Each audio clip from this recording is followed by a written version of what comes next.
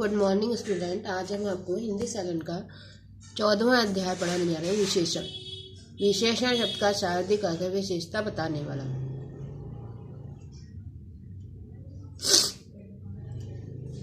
संज्ञा या सर्वनाम के रूप, गुण, संज्ञा या मात्रा को विशेषता बताने वाले शब्द विशेषण कहलाते हैं। विशेष। जिन संज्ञा सर्वनाम शब्दों को विशेषता बजाई जाती है वे विशेषण विशेष्य कहलाते हैं। मोक्ष ईमानदार है, ईमानदार विशेषण मोक्ष विशेष।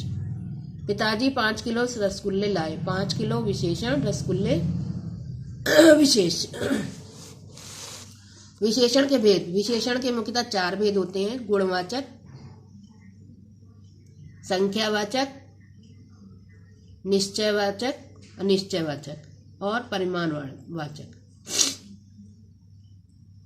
सबसे पहला भेद है गुणवाचक।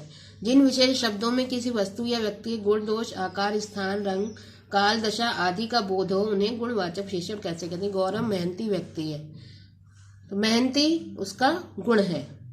वह मीनार बहुत ऊंची है, आकार, उसका आकार ऊंचा है इसलिए ऊंचा होना उसका गुण है। लाल गुलाब वन की शोभा बढ़ा रहे हैं, लाल रंग गुणवाचक है। बूढ़ा भिखारी फुटपाथ पर सो गया, बूढ़ा अवस्था के द्वारा उसमें गुण है।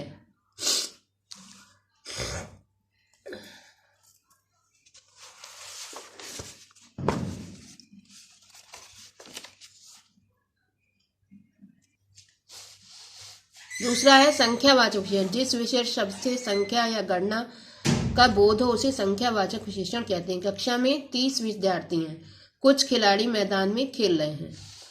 इस आधार पर संख्यावाचक विशेषण के 2 भेद होते हैं: निश्चित संख्यावाचक विशेषण और अनिश्चित संख्यावाचक विशेषण। जिन शब्दों से संज्ञा या सर्वनाम की निश्चित संख्या का बोध होता है वह निश्चित संख्यावाचक विशेषण कहलाते हैं। जैसे मैंने आज 5 रोटियां खाई, यह है निश्चित कि 5 मैंने रोटियां खाई हैं। अनिश्चित वाचक संख्या विशेषण। जिन शब्दों से संज्ञा या सर्वनाम की निश्चित संख्या का बोध नहीं होता वे अनिश्चित संख्यावाचक विशेषण कहलाते हैं। जैसे कक्षा के बहुत सारे बच्चे, तो ये अनिश्चित है, बहुत सारे में कितने भी हो सकते हैं।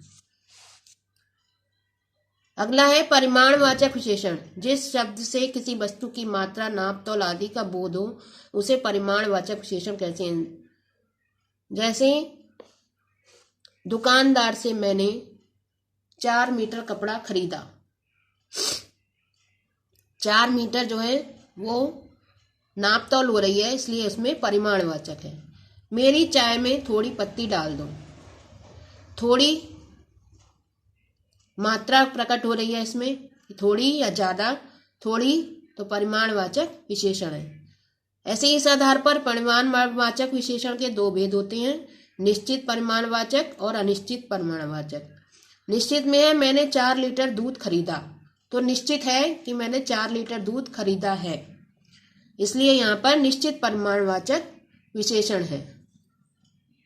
इसके बाद है अनिश्चित परिमाणवाचक विशेषण। मुझसे थोड़ा पानी गिर गया, तो थोड़ी सी मात्रा है इसलिए पता नहीं है कि कितनी मात्रा है, इसलिए यहाँ पर अनिश्चित परिमाणवाचक विशेषण है। उसके बाद सार्वनामिक विशेषण। जो सर्वनाम अपने सार्वनामिक रूप से संज्ञा के विशेषण रूप से प्रयुक्त किए जाते हैं या किसी चीज की ओर संकेत करते हैं वहां पर सार्वनामिक विशेषण या सांकेतिक विशेषण होता है।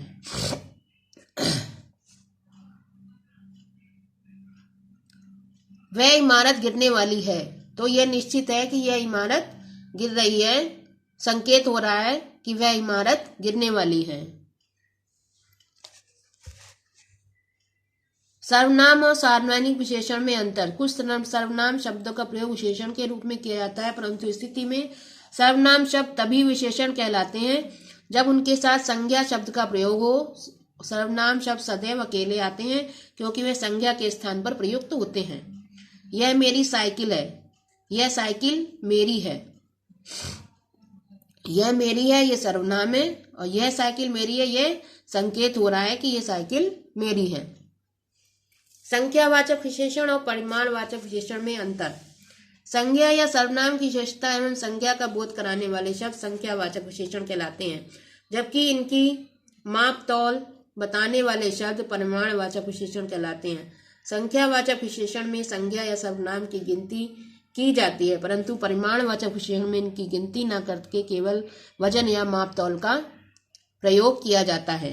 संख्यावाचक विशेषण में परीक्षा भवन में 40 बच्चे बैठे हैं, इसलिए यहाँ पर संख्यावाचक विशेषण है। परिमाण में है पिताजी ने 40 किलो गेहूं खरीदा, तो 40 किलो गेहूं जो हो गया उसमें नाप तोल हो गई, इसलिए यहाँ पर परिमाणवाचक विशेषण है। ये इसमें अंतर प्रकट किया गया है।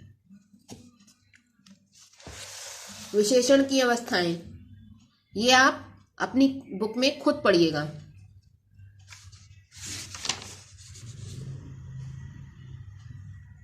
धन्यवाद। टिक मार्क लगे, क्वेश्चन आंसर आपको याद करने हैं। धन्यवाद।